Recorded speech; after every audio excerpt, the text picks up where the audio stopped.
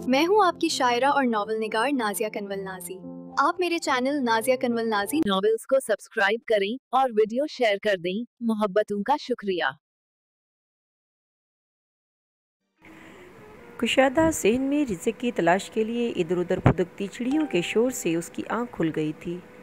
ज़ाहिर मलक के मजबूत बाजुओं की पनाह में सोई वो उसके कुशादा सीने से लगी थी। सानिया के जहन में उसकी कल वाली बातें गूंज उठी। कितनी सफाकी से उसने उसे अपने असूल और उसका मुकाम बावर करवाया था।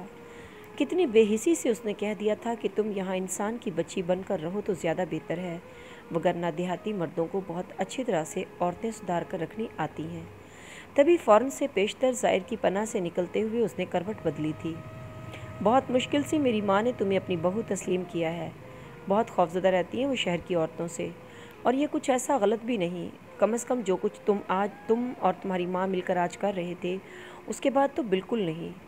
उसका ज़हन उसके नश्तनमा लफ्ज़ों की गिरफ्त से निकल ही नहीं पा रहा था। ज़ाहिर मलक सिर्फ़ एक बार ठोकर खाता है, उसके बाद रास्ते के पत्थर खुद ब खुद उसकी राह से हट जाते हैं। तुम तो फिर मेरी हमसफ़र हो, और हमसफ़र भी वो कि जिसकी कोख में बहरहाल ख़ुद को मेरा बेहतरीन इंतखाब साबित करने की भरपूर कोशिश करना। नहीं तो याद रखना, मैं तुम्हें कभी माफ़ नहीं करूँगा। बेचैनी ही बेचैनी थी। करवट पे करवट बदल कर वो थक गई थी। तभी ज़ाहिर ने उसकी कमर में अपने बाजू हमाइल किए थे। सुबह हो गई है, चलो उठकर नाश्ते की तैयारी करो। यहाँ औरतें इतनी देर तक नहीं सोती। तो मैं क्या करूँ? मैंने कल कह दिया था मुझे देहात में रहने की आदत नहीं है। अपने वजूद से उसके हाथ पर एक झटकते हुए वो बेजारी से उठ बैठी थी। पड़ जाएगी आदत। पक्की देहाती औरत ना बना दिया तुम्हें तो मेरा नाम भी ज़ाहिर मलक नहीं। हाथ बढ़ाकर उसे तंग करने की गर्ज से उसने फिर उसे अपने बाजुओं में जकड़ लिया था। सानिया किसी बेबस परिंदे की मान फड़फड़ा कर रह गई। ज़ाहिर मलक, तुम ज़बरदस्ती मुझे इस माहौल में एडजस्ट नहीं कर सकते। क्यों? उसकी बेबसी से हिज़ उठाते हुए उसने मासूम सी शरारत भी कर ली। सानिया की आंखें अपनी इस दर्जा बेबसी पर ज़ब्त की 1000 कोशिशों के बावजूद भर आईं। मैं तुम्हारी ग़ुलाम नहीं हूँ, बीवी तो हो ना। वो कहाँ उसके आंसुओं को खातर मिलाने वाला था। सानिया को लगा शहर से गांव आकर वो जैसे सर तब पैर बदल कर रह गया हो। चलो उठो, शाबाश, पहले झाड़ू दो, इससे पहले कि अम्मा झाड़ू पकड़ लें। मुझे झाड़ू देनी नहीं आती। कोई बात नहीं, मैं सिखा दूँगा। जब सिखाएंगे तो ख़ुद दे भी देना, मैं ये काम नहीं कर सकती। तुम यही करोगी डियर सानी। ये शहर नहीं है जहाँ शौहर बच्चों की नैपियाँ तक तब्दील करते फिरें। माई फुट, मुझे तुम किसी भी काम के लिए मजबूर नहीं कर सकते। कर सकता हूँ, मगर करना नहीं चाहता, क्योंकि औरत पर जबर मेरी फितरत में नहीं है। इसके बावजूद तुम यही कर रहे हो। इसके पीछे भी एक वजह है। मैं नहीं चाहता तुम्हारी वजह से यहाँ किसी के सामने भी मेरा सर झुके। वाह, अजीब मंतक है तुम देहाती मर्दों की। औरत को झुकाकर, उसकी इज़्ज़त नफ्स को कुचल कर, हर तरह से उसे जलील करके तुम लोग समझते हो तुम्हारी शान में इजाफा हो गया है। हाँ, अफसोसनाक हकीकत है, मगर सच यही है। बहरहाल उठो, मैं नहाता हूँ, तुम घर साफ़ करो। मुझे नहीं करना। ज़ाहिर के बिस्तर छोड़ने पर भी उसने अपनी ज़िद नहीं छोड़ी थी। तभी उसे गुस्सा आया था। तुम चाहती हो मैं तुम्हारे साथ जाहिल मर्दों वाला सलूक करूं?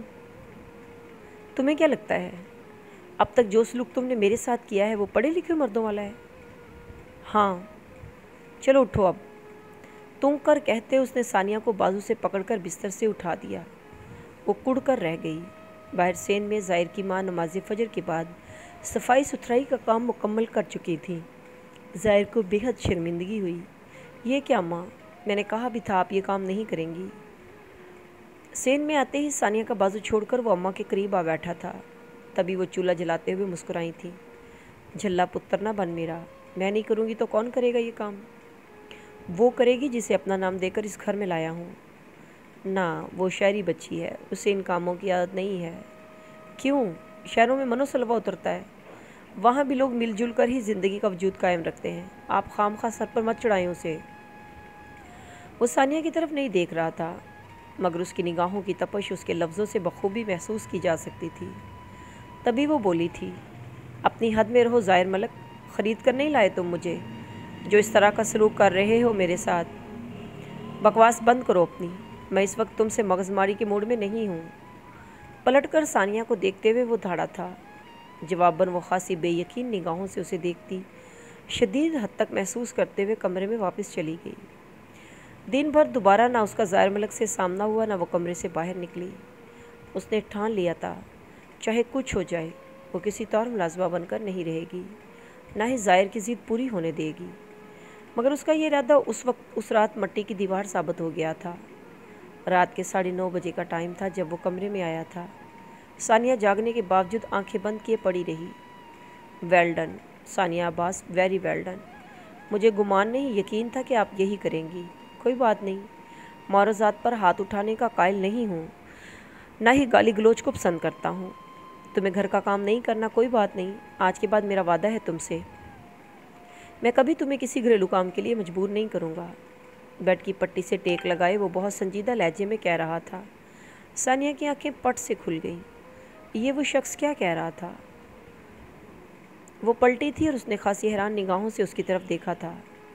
میں تمہیں بیوی بنا کر اس گھر میں لایا ہوں، خرید کر لایا ہوتا تو زبردستی کام بھی کرواتا، مگر بیوی کے حقوق سے تو انکار نہیں ہے نا تمہیں؟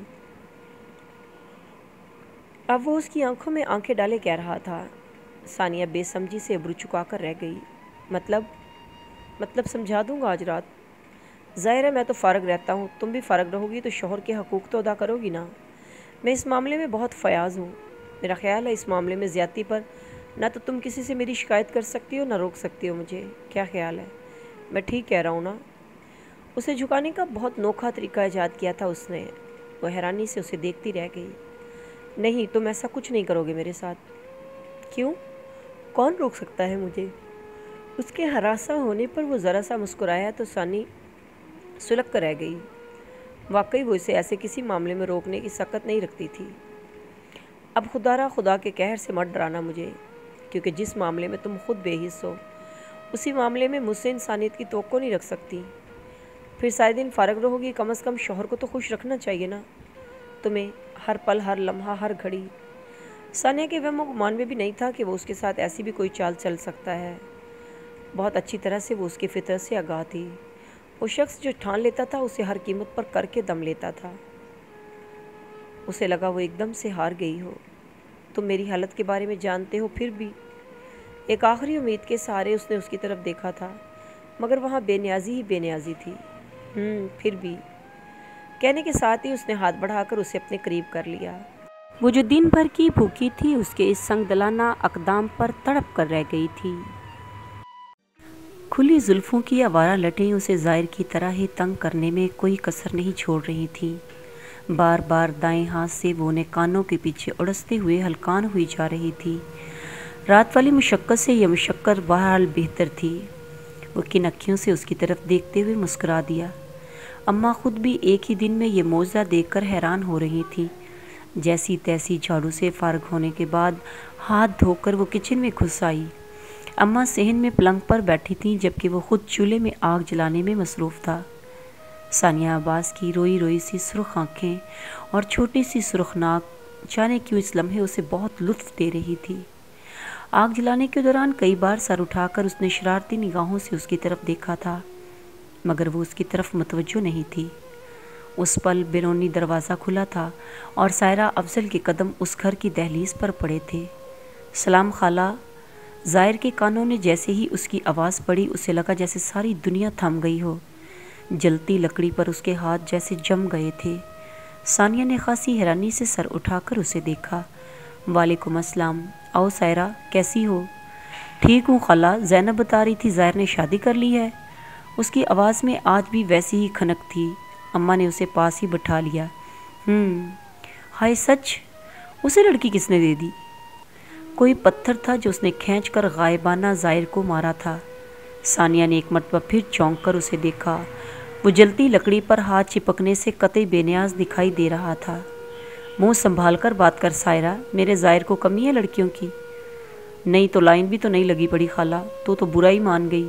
میں نے تو پڑوسن سے سنا تھا کہ کسی شہر کی لڑکی کو بھگا کر لایا ہے، سوچا ذرا دیکھا ہوں۔ بنا اماں کی خفگی کو کوئی اہمیت دیے وہ اپنا ہی راگ الاپ رہی تھی۔ ظاہر کا چہرہ ضبط اور غصے کی شدت سے سرخ پڑ گیا۔ ایک دم سے وہ اٹھا تھا اور سائرہ افضل کے سامنے جا کھڑا ہوا۔ عجیب درد اور ویرانی کا اظہار کرتی نگاہیں گویا احتجاج کرتی اس کے چہرے پر جم گئی تھیں۔ مجھے ساری زندگی اس بات کا افسوس رہے گا سائرہ کہ میرے دل نے محبت کے لیے تم جیسی لڑکی کا انتخاب کیا۔ ہاں اب تو یہی کہو گے تم، وہ کیا کہتے ہیں کھسیانی بلی کھمبا نوچے، جسٹ شٹ اپ۔ تمہارے لیے یہی بہتر ہوگا کہ تم ابھی اور اسی وقت یہاں سے چلی جاؤ۔ جا رہی ہوں، کوئی ہمیشہ رہنے کے لیے نہیں آئی میں، آیا بڑا نواب کہیں کا۔ وہ کسی بھی طور اس کے روم میں آنے والی نہیں تھی۔ ظاہر خون کے گھونٹ پی کر رہ گیا۔ سائرہ افضل کے جانے کے بعد وہ خود بھی گھر سے نکل گیا تھا۔ ثانیہ محسوس کر سکتی تھی کہ اس رات وہ بہت ڈسٹرب رہا تھا۔ اس نے سائرہ افضل کو نہیں دیکھا تھا، مگر وہ یہ اندازہ بخوبی لگا سکتی تھی کہ سائرہ افضل ظاہر ملک کی زندگی میں بہت اہمیت رکھتی تھی۔ بستر کی دوسری سائڈ پر کروٹ لیے بہت دیر تک وہ روتا رہا تھا، اور جتنی دیر وہ روتا رہا تھا اتنی ہی دیر وہ حیرانی سے الجھتی رہی تھی۔ کیسی محبت تھی یہ اس کی جو اس نے سائرہ افضل جیسی لڑکی سے کی تھی؟ یہ کیا وجہ تھی جس کی وجہ سے سائرہ افضل کو اس سے متنفر کر دیا تھا؟ اس رات بہت دیر تک سائرہ افضل کے بارے میں سوچتے ہوئے جاگ کر بلاخر اس نے ذہن سے جھٹک دیا۔ وہ جیسی بھی تھی، ظاہر ملک سے اس کا تعلق جیسا بھی تھا، تاہم وہ اس کا مقابلہ نہیں کر سکتی تھی۔ ظاہر ملک نے جو حق سائرہ افضل کو دیا تھا وہ اسے نہیں دیا تھا۔ اگلی صبح وہ بھی سو رہی تھی جب ظاہر نے اسے جھنجھوڑ کر جگا دیا۔ اذان ہو گئی ہے، اٹھ کر نماز پڑھو۔ اس کی آنکھ کھلتے ہی بہت سنجیدہ لہجے میں اس نے نیا حکم جاری کیا تھا۔ وہ مندی مندی سی آنکھوں کو بمشکل کھولے اسے دیکھتی رہ گئی۔ پڑھ لوں گی، ابھی تو دن نکلنے میں بہت دیر ہے۔ فجر کی نماز دن نکلنے سے پہلے پڑھی جاتی ہے۔ میں مسجد جا رہا ہوں، واپس آؤں تو تمہیں بستر پر نہ دیکھوں۔ ظاہر ملک تم اپنی خدائی سے واسطہ رکھو، عبادت کا معاملہ خالصتاً میرا ذاتی معاملہ ہے۔ نہیں، اس گھر کی چار دیواری کے اندر تمہارے سارے معاملے میری ذات سے جڑے ہیں۔ جو بھی تمہیں میرے حوالے سے دیکھے بس دیکھتا رہ جائے، ڈھونڈنے سے بھی تمہارے اندر کوئی خامی یا کمی نہ ملے کسی کو۔ مگر کیوں؟ جب مجھے تمہارے ساتھ رہنا ہی نہیں، زندگی ہی نہیں گزارنی، تو پھر میں کیوں آئیڈیل بنوں؟ کیونکہ فی الحال تمہاری زندگی میرے ساتھ ہی گزر رہی ہے، اور جب تک تمہاری کوکھ میں میری امانت ہے تمہیں مجبوراً میرے ساتھ تعاون کرنا پڑے گا۔ اس کے بعد میرا وعدہ ہے تم سے، میں ایک دن کے لیے بھی تمہیں اپنے پاس نہیں رکھوں گا۔ قدرے ٹھہرے ہوئے لہجے میں اپنی بات مکمل کرنے کے بعد وہ کمرے میں ٹھہرا نہیں تھا۔ ثانیہ کا خون مزید جل گیا۔ نیند کا آنا ممکن نہیں تھا، لہٰذا اٹھ کر وضو کیا اور خالص دلی آمادگی کے ساتھ اس نے کئی دنوں کے بعد فجر کی نماز ادا کی تھی۔ ظاہر مسجد سے واپس آیا تو وہ دعا مانگ رہی تھی۔ شکریہ۔ بیڈ پر بیٹھنے کے بعد اس نے مسکراتے ہوئے ثانیہ کی طرف دیکھا تھا۔ جواباً وہ دعا مکمل کر کے جائے نماز سے اٹھ کھڑی ہوئی۔ کس بات کے لیے؟ میری ہدایت پر عمل کرنے کے لیے۔ اپنی خوش فہمی دور کر لیں۔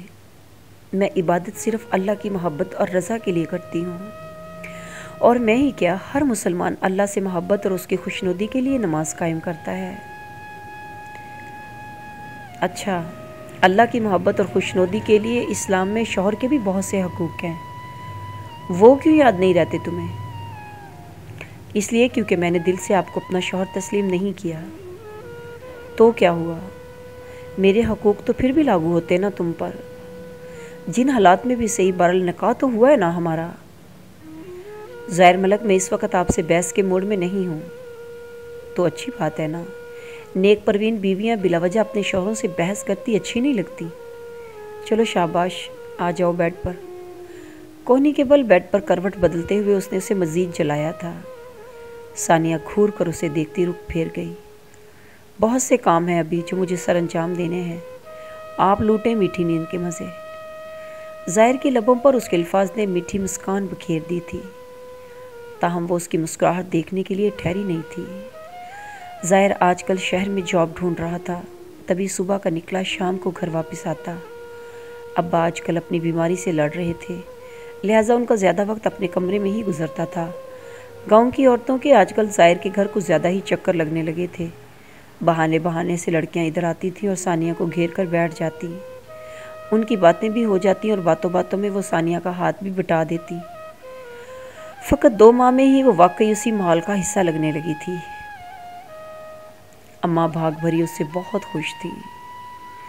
بے شک وہ سائرہ سے بھی زیادہ خوبصورت تھی۔ اتنے دنوں میں اس نے کبھی ان سے یا ان کے شوہر سے بدتمیزی نہیں کی تھی۔ سارا دن وہ گھر کے کام کاج میں مصروف رہتی، کوئی ضرورت کی بات ہوتی تو کر لیتی، نہیں تو چپ رہتی۔ شروع میں اسے گیلی لکڑیوں اور پاتیوں سے آگ جلانا سخت مشکل لگتا تھا۔ اکثر وہ رو بھی پڑتی تھی، پھونکے مار مار کر اس کا حال بھی برا ہو جاتا تھا، مگر پھر رفتہ رفتہ اسے اس پر بھی عبور حاصل ہو گیا۔ پہلے دودھ بوائل کرتے ہوئے وہ آدھا سے زیادہ دودھ نکال دیتی تھی، مگر اب ایسا نہیں ہوتا تھا۔ سارے کاموں کے ساتھ ساتھ اب وہ ہاتھ سے کپڑے دھونا بھی سیکھ گئی تھی۔ ظاہر نے اس روز کے بعد اسے کبھی غصے میں نہیں دیکھا تھا، وہ بہت خاموش ہو کر رہ گئی تھی۔ اس شام وہ گھر واپس آیا تو وہ بھیگے پائچوں کے ساتھ نل کے نیچے بیٹھی کپڑے دھونے میں مصروف تھی۔ اتنا خوبصورت اور بھرپور منظر تھا کہ وہ بے ساختہ دہلیز پر رک کر اسے دیکھنے لگا، تاہم وہ اس کی طرف متوجہ نہیں تھی۔ بھاری بھاری کپڑوں کو نچوڑ کر سائیڈ پر رکھتے ہوئے اسے بے حد پیاری لگی۔ شام کا کھانا تیار تھا۔ وہ ابا کے کمرے میں کچھ دیر بیٹھ کر اماں سے ثانیہ کی تعریفیں سننے کے بعد اپنے کمرے میں آیا تو وہ بھی اس کے پیچھے ہی کھانا لے کر آ گئی۔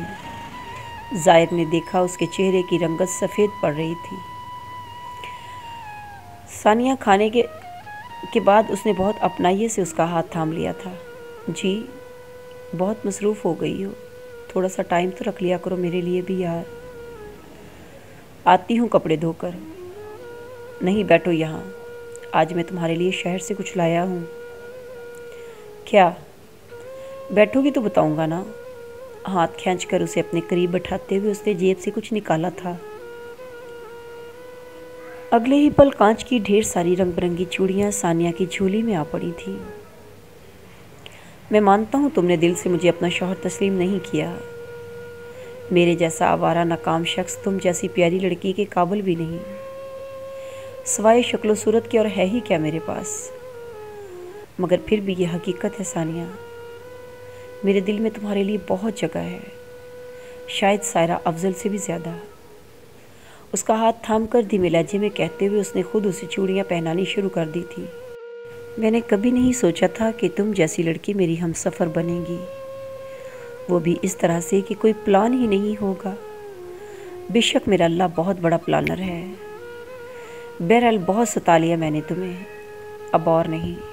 میری جاب لگ گئی ہے شہر میں، وہی رہا کروں گا اب، اور تمہیں کوئی کام کرنے کی ضرورت نہیں ہے۔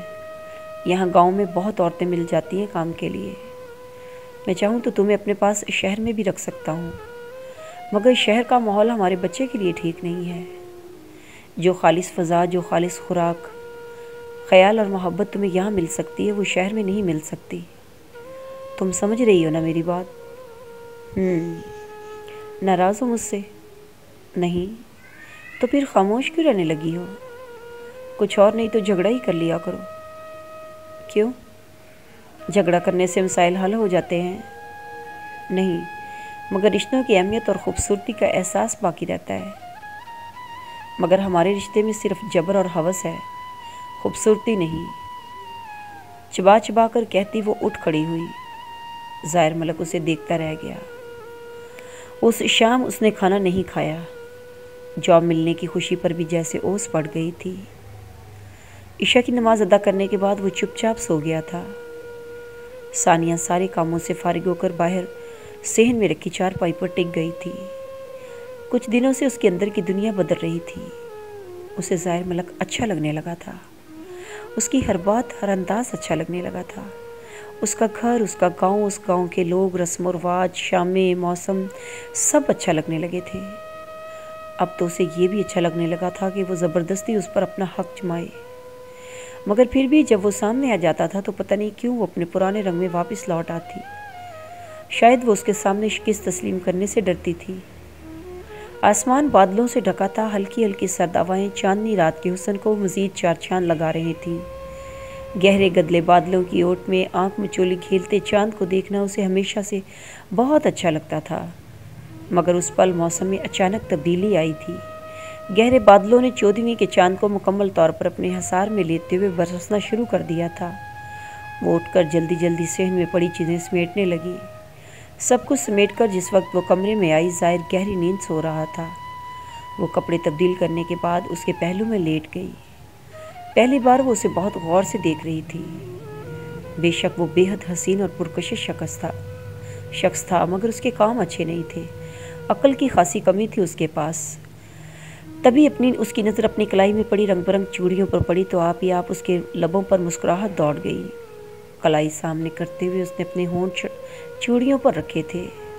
کچھ ہی فاصلے پر دھرے میز پر شام کا کھانا جوں کا توں رکھا تھا۔ اسے بے حد ملال ہوا۔ بے شک جو ظاہر نے کیا وہ ٹھیک نہیں تھا، مگر بدلے میں جو کچھ وہ اس کے ساتھ کر رہی تھی وہ بھی تو ٹھیک نہیں تھا۔ اس کا دل چاہا وہ اسے جھنجھوڑ کر جگائے اور کھانا کھانے کے لیے کہے، مگر پھر اس کی نیند خراب ہونے کا سوچ کر رک گئی۔ باہر اب بارش تیز ہو گئی تھی۔ ثانیہ کو ایک دم سے اپنے اندر کا حبس بڑھتا ہوا محسوس ہونے لگا۔ ظاہر کے پہلو سے اٹھ کر وہ ایک مرتبہ پھر باہر صحن میں چلی آئی۔ کتنی عجیب بات تھی کہ اسے ہمیشہ سے اس موسم سے ڈر لگتا تھا۔ گرجتے بادلوں اور کڑکتی بجلی کے خوف سے وہ کبھی بارش میں نہیں نہاتی تھی، مگر اس وقت وہ بارش میں نہا رہی تھی۔ اپنے اندر کے حبس کو دور کرنے کے لیے وہ بارش کے سرد قطروں سے خود کو سیراب کر رہی تھی، مگر یہ حبس اس کے اندر کا حبس تھا۔ بارش کے سرد قطرے اس حبس کو دور کرنے میں ناکام دکھائی دے رہے تھے۔ اسے خبر بھی نہ ہوئی اور اس کے آنسو گالوں کو بھگوتے چلے گئے۔ تبھی اسے اپنے پیچھے قدموں کی آہٹ سنائی دی۔ ظاہر سینے پر ہاتھ باندھے دیوار سے ٹیک لگائے کھڑا تھا۔ بارش میں بھیگنے کا یہ کون سا وقت ہے؟ نیند سے بوجھل لہجے میں اس نے پوچھا تھا۔ ثانیہ نے فوراً پلٹ کر اسے دیکھا اور پھر جانے کیا ہوا ایک دم سے بھاگتے ہوئے وہ اس کے کشادہ سینے میں چھپ گئی۔ ظاہر کو لگا جیسے وہ پتھر ہو گیا ہو۔ کیا ہوا؟ کپ کپاتے ہونٹ اس کی پیشانی پر رکھنے کے بعد اس نے پوچھا، مگر وہ جواب دینے کی پوزیشن میں نہیں تھی۔ اس کے دل کی تیز دھڑکن ظاہر کا سکون برباد کر گئی تھی۔ ثانیہ کے وجود کے گرد اس کی گرفت سخت ہوئی اور پھر جیسے اس نے اسے اپنے اندر ہی جذب کر لیا۔ کتنی دیر تک دونوں بارش میں بھیگتے ایک دوسرے کی تیز دھڑکنوں کا شور سنتے رہے تھے۔